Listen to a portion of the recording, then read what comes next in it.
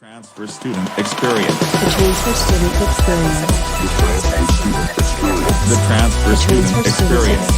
This is a great idea. I was saying to my girlfriend how we've always wanted to I think it's a fantastic idea to put something together that people can listen to, because I think outside of the normal questions they have that they can probably get answers to, there's something there that actually having people detail their struggles and saying you're not alone in this is pretty helpful. For sure. And I mean, and that's the biggest thing too, I think, is just finding that community. Like you said, resonating and relating to people is a big one. My freshman year, I went to Georgetown University. I wouldn't say, actually, to give a little preface, my transfer story is probably very different from a lot of different transfers and what they were doing, because I think the majority of the transfer community at USC comes from community college or the local colleges, things like that. So I'm jumping all the way from Georgetown University in DC, and mostly I actually transferred because I was trying to do 2 degrees at the same time. So I wanted to do a bachelor's in history and a bachelor's in accounting, but Georgetown didn't really support that for me. And there are a few other things, but I started to look into USC and fell in love with it. And one thing that I like to say about my transfer story is that, I had a really fantastic experience compared to a lot of people. And, the reason I got involved with TSC in the first place was because I wanted my experience to be the norm, not 1 out of 50 people have this amazing experience and then the other 49 are forgotten about. So I come from Georgetown and I end up really finding a community my sophomore fall semester in Greek life. And that was kind of a big avenue for me. I think coming in as a transfer, especially at USC, you don't necessarily have the resources to jump in and just meet people everywhere other than joining a club or finding something, because generally, living wise, you're going to have a lot more struggles. You may not even get housing on campus. So you have to find and branch out other ways. I joined Greek life, and that was really something that was amazing for me to be a part of and meet other people. And it's actually funny. I always joke around, all of my friends are a year younger than me because, I joined Greek life a year later. So that was kind of a really fundamental experience for me. And as I kind of got going at USC, I started to really fall in love and find, the classes that I enjoyed and the professors I liked, and starting to get into a rhythm. Beginning of junior year, I joined TSC, which is probably the best decision I've ever made. It's being around all these different transfers and realizing that, your experience is unique in its own way, but also a lot of people are going through the same struggles that you are. And that was amazing for me. So I fell in love with it, got deeper and deeper into it, and eventually was vice president to a guy named Nicholas Chapman, who was president at the time. So we started doing all this, having all these ideas and trying to rebuild the club from what it was, but also make it something new that, actually interacted with the community and, we could advocate for a lot of people. And that was kind of our philosophy. How did the double degree fit into the larger picture of your career goals? For me, I've always found accounting is not the most exciting subject in the world. It's pretty black and white and lots of rules. And if you learn those rules, you'll be successful in that type of thing. But for me, the history was kind of filling in that black and white with a little bit of gray area, making sure that I was developing not only just my writing skills and, some of the hard skills, but also just learning to ask good questions, learning to find answers to questions that nobody might have asked before, or, challenging what somebody else's assertions are. So that was always something interesting to me, because in history, I found what I think is going to come out of a lot of life. I'm not an expert, obviously, but I do think it is a really valuable skill to be able to dissect something, research it, and also be able to challenge an assertion or create your own assertion based on the evidence you've gathered. So that was something that was really exciting for me, and knowing that eventually I want to be in a role where maybe start my own company or you're just managing other people, making sure you're kind of using evidence and research to kind of drive your decisions forward. Richard Feynman had a quote. He's like,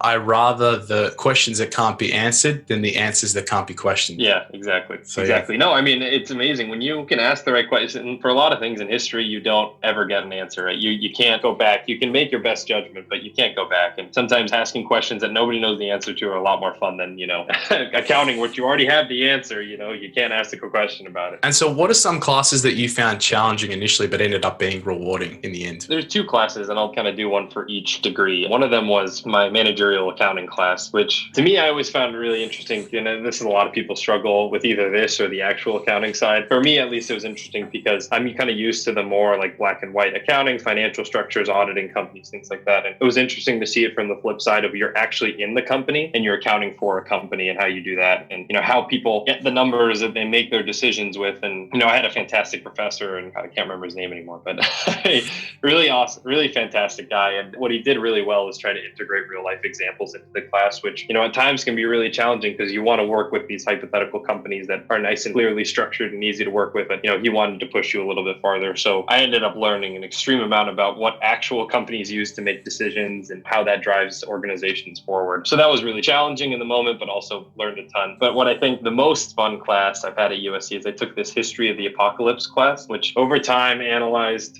different civilizations and what their apocalyptic fears were. And it was definitely a different mode of thinking for me because it's very metaphorical. So you have to kind of connect the dots and say, they're saying the world's going to end by, X, Y, and Z. And then you can trace that to these concerns in their civilization, maybe their societal. And for me, history, I've always kind of leaned towards the history of warfare and things like that. So kind of looking at the more societal level and maybe even cultural level is something that was new for me. But at the end, it is amazing what you can gather out of a society's fears. And, even today, especially today, I think you have a lot of apocalyptic rhetoric and saying, what does that necessarily translate to in our society and what does that mean? So that was a really amazing class because I think it wasn't just looking at the past and saying, here's an apocalypse. So what does it really mean? What does it tell you about the society? And, how can we even relate that to today? Definitely been victim of discarding history and saying, that's not relevant. Everybody does it. Right? I don't know if you're familiar with an author called Robert Greene. He writes 48 Laws of Power, 33 Strategies of War. Never heard of it. He does a great job of tying lessons from history into relevant things today. And reading that sort of just made me appreciate 500 years ago, this guy was going through the same thing I am now. Oh my God. So, it's always a cycle. 100%. Because human nature doesn't change. Nope, it does not. And you can add a million layers of technology and, AI and all this crazy stuff. But at the end of the day, it all comes back to the simple lessons in the past. And it's interesting you mentioned warfare because I feel like organizations now, maybe some don't want to admit that they're similar to an army, but a lot of them do sort of exhibit those characteristics in terms of the strategy and how they combat against competition and things like that. So it's always interesting. Making the TSC militia. That's right.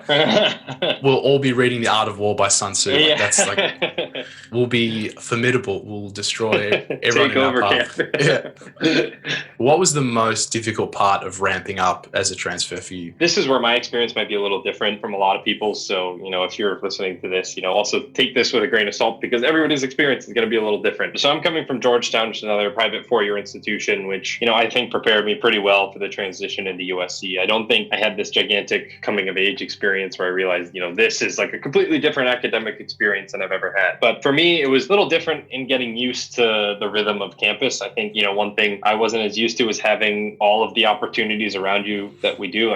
Outside of just all the clubs and organizations and professional organizations, you also have a million other opportunities outside of campus, surfing, skiing, going to Hollywood, whatever you want to do. And there's all this stuff you have access to, and not a lot of other schools have that. So when you come in, there's almost this flood of opportunities. And I think you should put yourself out there and try to find exactly what you're passionate about, but also just be careful you don't overload yourself with 5 or 6, maybe even 10 organizations, because you also want to be able to take in the life around you. So, one thing I really ended up finding out was you have to try to very early on, at least, and it's going to be difficult, look at what balance means to you and say, I need to try to achieve this. You don't want to be strictly in a silo of I'm completely academic or I'm completely social. You always want to try to find the balance with those things that helps you be successful, because ultimately spending 100 hours a week solely on schoolwork isn't going to develop you in the way that you probably want to be developed. You have to find those things that you're passionate about and work with those. So TSC, for example, is one for me. I knew I was a transfer. I knew I was passionate about helping other people. So jumped into it. And if you do a little bit of research, you'll end up finding a lot. My biggest recommendation for people who are coming from, maybe community colleges or different institutions is really try to look at your syllabus early on and understand what those mean and try to make it as objective as possible. If I have a piece of homework coming in, is that going to take me 3-4 hours or is that going to take me 30 minutes? Really trying to understand how long things take for you and scheduling accordingly is going to be a big help, but also making sure you find other pockets that you can go into and enjoy yourself while you're having time at USC. Biggest thing, just be organized. Try to make sure everything is in a little folder on your computer and make sure it's all organized according to due dates and other things. One of the things I did early on was when I get a syllabus, I'd always go put my important due dates up at the top and make a little spreadsheet of all these different things and have what does my next week look like? And these are the assignments I need to turn in. These are my homework assignments. And then also have something else on the side that says, here's all the important things I have to do by the end of the semester. Because you don't want to be caught out in the end of the semester saying, I have 1 week to do 15 major assignments. You really got to stay on top of things as you go along. For sure. And I think, definitely something I want to talk to you about, obviously being out in industry for a while now. I know for me, at least the challenge I'm experiencing now is time, looking back, I didn't do a good enough job of networking and actually making use of career resources at USC. And I think that's something people sort of take for granted, is even though, you have 2 years left and it's plenty of time looking at it, but looking back, it just flew by. What sort of advice would you have for a transfer student looking to go into the job market? You're not the only person who's had that experience. You're not going to be the only person who has that experience, and it will happen for all of eternity. And that was one thing we were trying to, we had no idea how to fix that issue, to be honest with you, because there are a lot of people who are very overwhelmed by the resources that they get at USC, and they have no idea which ones to choose, or they just never get them communicated to them. So part of that, I think, is an infrastructural job. USC does, I won't swear, but they do a really bad job. They do a really bad job of making sure that transfers know what those resources are for them. You're going in and these classes are going to be hard, so you're mostly focused on your academic workload and then trying to make some friends, as you transfer. So your first thing is not going to say, oh, I need to go out tomorrow and go network for jobs. That's really, as a transfer student, it's not going to be your first priority. I mean, it is a priority later on maybe, but I always felt that USC didn't kind of say, hey, here are the 4 events that are going to be really helpful for you as a mechanical engineering student or as a communications major. Or for me, I think the accounting school did a great job, but they told me, here are the 4 events you need to have, get your cover letter and resume together and go to them. So that was something that really helped me, but was not a universal experience for everybody. My biggest tip on a personal level, so obviously the infrastructure is kind of playing against you here. So you have to be very active in what you're going to choose to do, and you have to have a direction pretty early on, because there are a lot of resources at USC. So you want to make sure you're directing your energy in a method, in a way that is really productive. So one thing I really think of that I didn't do, but I think is a fantastic method for everybody, is really early on look into the professional organizations for the fields you want to go into. A lot of schools have them, whether that's, I know for accounting, there was professional organizations, and there's a lot obviously across the business school, and I'm sure there's plenty across the engineering of Viterbi as well. So you have those as kind of the preliminary step of, this is an organization I can join with like-minded people who are going to guide me and at least probably help me out when it comes to professional networking events. The second thing is do your own research based on what you're interested in. There's going to be something, no matter what it is at USC, that whether it's a club or it's an actual professional organization related to it, there's going to be something, whether you're interested in real estate, journalism, water polo, whatever it is, man, you'll find something that really works and fits you. And then through that, there will be networking opportunities, but also look for the career fair, look for things like that are coming up, go to the stands, get there early, dress nice, do all of that and get your resume out there. And that's a smaller thing, but try to go to all those events, because you're going to get yourself out there. You're going to meet people, you're going to meet organization heads and recruiters who are going to tell you what the next steps are. And that's where it gets really helpful, because then you at least have these 3 different layers are going to give you some sort of guide to at least go in and try to find something. And if you don't, then you don't, but at least it gets you in the right direction where other people can help you who know the resources better than you do. Sure. At least getting some momentum and getting your foot in the door. Yeah. I honestly think that's 80% of the work. The rest is just consistency, just keeping on pushing. Yeah, just get out there, man. It's a law of large numbers. The more you do something, the more you get your desired outcome, man. Definitely a numbers game. And so just quickly, what's your role now? Yeah, so my start date has been pushed back to January. I'm an audit associate, so I'm basically going into, and I work for PwC, sorry. So I'm basically going to be going into companies, auditing the books and doing all of that. And so knowing that, what lessons do you think you can, pardon the pun, transfer from your experience at USC to that role? Well, definitely the accounting knowledge. That's hopefully that's the one that goes in there the most. I think one of the important ones is, for me, that I've always tried to do is set your goal early, what you want. If you want a 3.5, 3.7, 3.9, whatever it is, set that goal for yourself. So one of my goals is, I want to be a senior associate 2 years and maybe a year if I can make that happen. I'm going to try to set up my goals as early as possible, but also making sure that I've had a lot of leadership experience at USC, whether it was my fraternity, TSC, other organizations I've been a part of. Really kind of seeing what that looks like, being on a team looks like, is really helpful. A lot of my advice to people is try to be on as many teams as possible. Actually running an organization, not for a group project. Being on a group project sucks, but being on an actual team is a lot of fun. And taking that into the workforce, being somebody who's willing to kind of really willing to put in the work, go get the coffees, go do the small things, making that little extra inch that really can translate to a mile later on. But you got to be able to set goals for yourself and know what steps it takes to get to the end, the end result you want. And so knowing what you know now, if you could go back in time to a younger Gabriel and give him some advice, what would you say? I don't want to talk to that guy, man. No, I'm just kidding.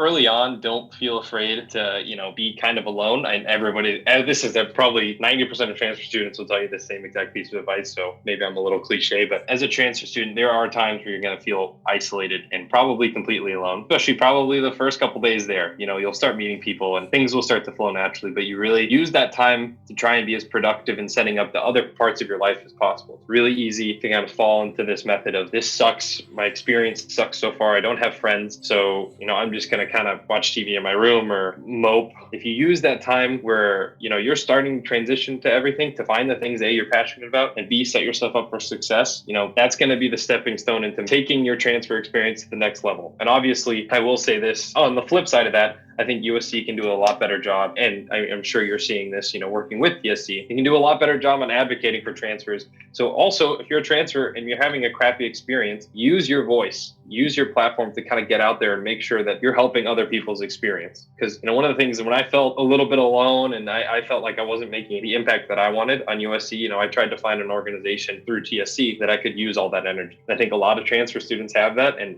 one of the things I've always recommended is go join this community, because at the very least, even if you don't really want to be a part of it, you're going to have connections and other transfers who want friends, who want to meet other people. And it's a fantastic avenue to do so. I guess this is probably a pretty valuable question for everybody. And, one that I felt like I always asked. What do you think transfers can bring to the table if USC kind of fully found a way to include all of them into the fold? I think personally, we carry an immense amount of power as a group on campus. If, everybody kind of felt molded together, could really make a positive change on campus and bring a lot of people together. So what do you think is maybe the one most valuable aspect that transfers bring into USC? I honestly think maturity. And I say that because when I transferred, I realized that if I was 18 and a freshman, I wouldn't have been ready. And so I think transfers definitely come with a sense of purpose and maturity, which people sort of overlook, but that's so important to success in life, is just knowing where you're going. And we briefly touched on it before, but just the fact that you're able to say to yourself, I'm not happy with my current situation. Make a plan, work hard to achieve the plan.